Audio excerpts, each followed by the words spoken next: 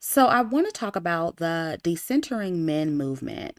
Now, to my understanding, the basic definition of decentering men means for women not to prioritize men or center men in everything they do, think, and feel. And I've said before on this channel that I agree with what the movement stands for. I'm all about women prioritizing and centering themselves and their needs first, and not making all of their decisions centered around men. And I believe women can decenter men however they want, whether it be partnering with men and just not centering them in their lives, or not partnering with them at all. I think it's completely up to the individual woman. And I think it's a good thing that a lot of women are starting to become less desperate for marriage and partnership with men, because I've said before that the desperation and pressure from society to get married is why a lot of women make poor choices in men. It's why a lot of women rush into relationships with men they aren't compatible with. It's why they go into relationships without vetting men and ending up in very bad situations. It's why they end up with men who aren't strongly attracted to them and men who don't really like them. And like I always say,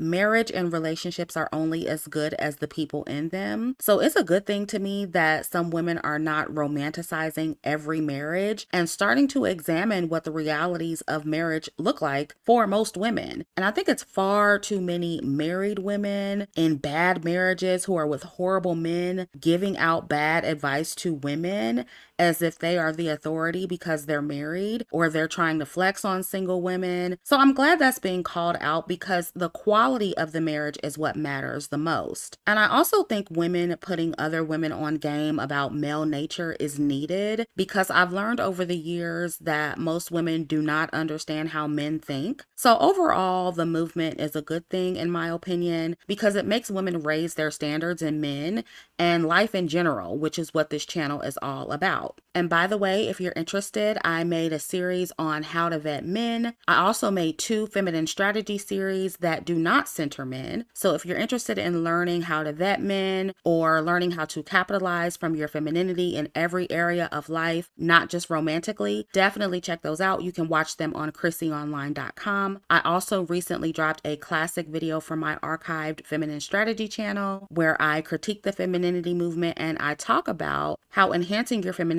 should not only be to get men. And that video is available for members and patrons under the Neptunians tier. All of the links are in the description box. Now back to the video. So when it comes to what I don't like about the Decenter Men movement, one thing I really don't care for are the extremists. And unfortunately, there will always be extremists in every movement or trend. It just comes with the territory. I talk about it all the time on this channel. But I noticed that some of the women who are leading the decenter men conversation are on the extreme side, and they put a lot of energy into competing with men and trying to replace them. And from what I see, it's putting women right back into a role that we say we don't want to be in. I think it's fine to equip yourself with the knowledge and tools to decenter men, but some of you have gone from one extreme to the other. You've gone from totally centering men in your lives or romanticizing them and putting yourself on the back burner. And now you're obsessing over trying to destroy patriarchy and other oppressive systems. And look, if you want to spend most of your time doing that as a woman and you like doing it, fine. But in my opinion, that is just as or even more exhausting as laboring for men, both emotionally and domestically. Decentering men should make your life easier, and it should also make you indifferent towards men. And that applies to anything you decenter from your life or divest from. And something else I've noticed is that women who have been severely traumatized by men seem to be leading the decentering men movement, and it's causing the message to become radicalized and nonsensical. And the groups of women that are usually leading this conversation are divorced women, single mothers, sex workers, older women, and lesbians. And most of these women have been abused or violated in some way by a man, or they just don't like them. They're turned off by men.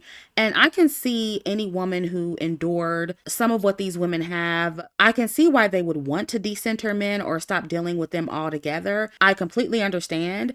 But I do think that the deeper the trauma, the more extreme and unrealistic the message becomes if that trauma is not healed. And this is not to say that we should completely write those women off or don't listen to what they have to say, because they tend to know a lot about men and they have dealt with the worst of them. So I think their input is very valuable, but I also think we should keep in mind why they have the opinions that they do. The messenger matters. And I know some of y'all don't want to hear this, but women who have made a bunch of major mistakes with men, like having babies by the wrong man, women who didn't vet properly, women who don't date men who are on their level, financially and otherwise, that kind of stuff matters, because if a woman is entertaining the worst of men all the time, of course she's going to tell you that all men are trash and you'll never be able to find one that you're compatible with. So yes, listen to what they're saying, but if you still want to date men, not doing what they did just might get you better results.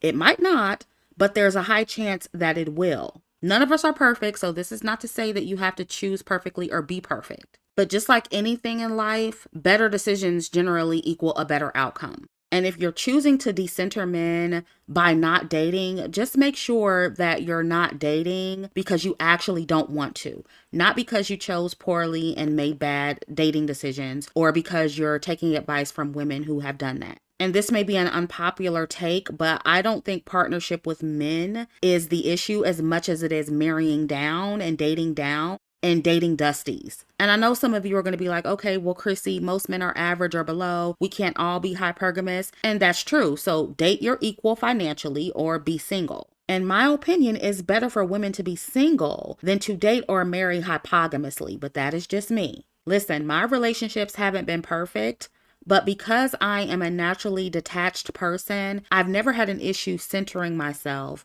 and not centering men in relationships. I've also gone long periods of time without dating, so I'm also okay with being alone. And my standards have almost always been high. Even when they were at their lowest, they were still pretty high. And I think that may be why I haven't had any deeply traumatic relationships with men. And so again, it's not that you have to be perfect or make all the perfect decisions, but y'all would be surprised how being picky or just choosing to be single for a while and just loving on yourself will help you to avoid the worst of men.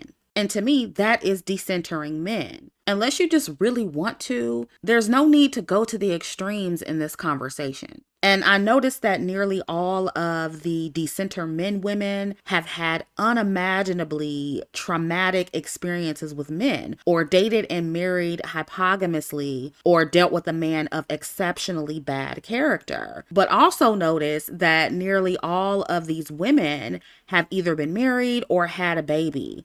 So it's interesting how they're telling other women not to do something that they couldn't even do. And I'm specifically talking about the women who tell other women to decenter men by not dating them at all. That's something that they couldn't even do. So we need to face the fact that for most people, there will always be a natural human desire for connection and romantic partnership. The reality is that no matter if people are having dating struggles or marrying less, most people still want partnership with the opposite sex in some capacity. So with knowing that, I prefer to make my commentary and advice to women more realistic and based on what most people want, not the exceptions. And I noticed that some of this decentering men advice is very similar to the red pill advice, where it goes against human nature or it just lacks real world application. And there are too many women, in my opinion, who gravitate towards either very extreme messaging around dating or very theoretical messaging around dating that is black and white and on the extreme end of the spectrum. People seem to like unrealistic messaging these days, and any advice that is actually doable in the real world is either oppressive, boring, or not extreme enough. But a lot of you are being radicalized and you don't even realize it. And again, the bad thing about movements is that there are always extremes. And ladies, you don't want to get caught up in that. So just make sure that you're being logical and realistic in these discussions. And something else I don't like about some of the decentering men platforms is that they speak about men in extremes. They'll tell you that it's possible to still date men and decenter them, which is true, but the options they give you are two different extremes. And they do this not so that you can actually decenter men, but to scare you away from them altogether. And again, it's because of their own traumatizing experiences with men. On one hand, they'll say, oh, well, dating broke men is a no, and you shouldn't do that. But they also deter women from seeking high earning men by using the most extreme examples of high earning men, as if every woman who gets one or every woman who is hypergamous is going to get a man like Diddy or something, when that isn't the case. I mean, it can happen, but it's more common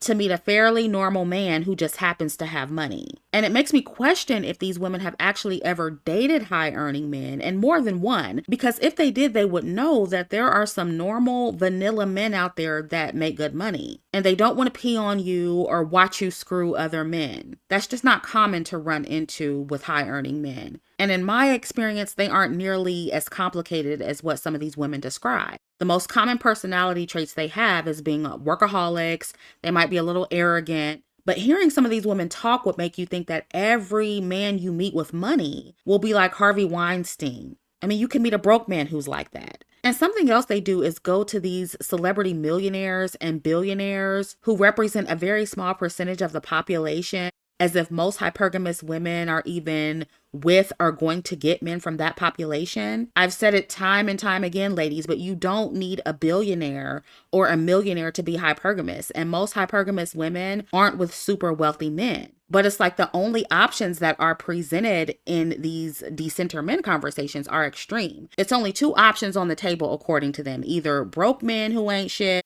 or rich, sexually deviant men who ain't shit. Nothing in the middle. And it's like, that's not reality. That's not realistic. I also think that the shift to decentering men for some women, particularly Black women, is because they only want Black men, and they feel like because they can't have the Black man that they want, or because Black men aren't acting right, they want to stop dating men altogether instead of just expanding their options. That's something else I've noticed about Black women who are leading the conversation. And it's like, okay, decenter men because you actually want to. Stop dating men because you actually don't want to date them. Not just because Black men ain't acting right. Because you have other options in men. Also, for the women who are done with men and don't think they are good enough to marry or be in partnership with, something else I don't hear them saying enough of is that if you feel men aren't good enough to marry, they also aren't good enough to give your womb to. In the decenter men conversation, I hear a lot of talk about the ways in which marriage to men doesn't benefit women. But if you want children,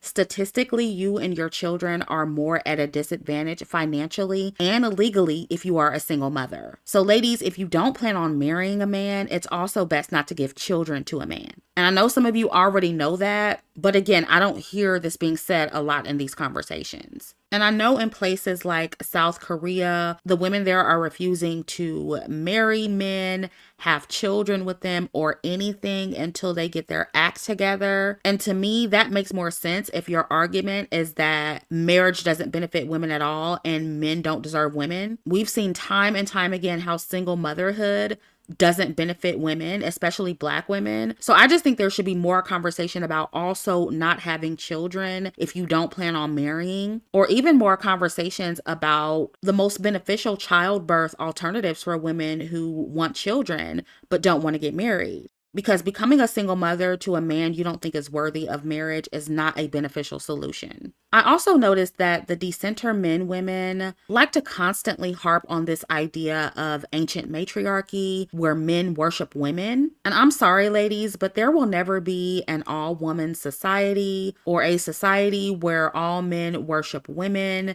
and do everything we say, and all the women get along with each other and never fight or compete because there's no patriarchy. That utopia will never exist, ladies, at least not in our lifetime. That's what I meant earlier when I said some of the conversations about decentering men are on the extreme side and nonsensical. And they frequently say that if women decenter men, we will no longer compete with each other. And that is not true, because many of those same women are still highly competitive with other women. They just don't compete with them for men. For example, here online, those same women compete with other women for subscribers if they're trying to grow their channels. They compete with other women for customers if they're trying to sell their books or something else outside of YouTube, like courses or trying to get women to join their Patreon or buy their merch. I've also noticed that as some of these women talk about decentering men, they still compare themselves to other women in terms of looks and accomplishments. They'll brag about how much better they look than other women or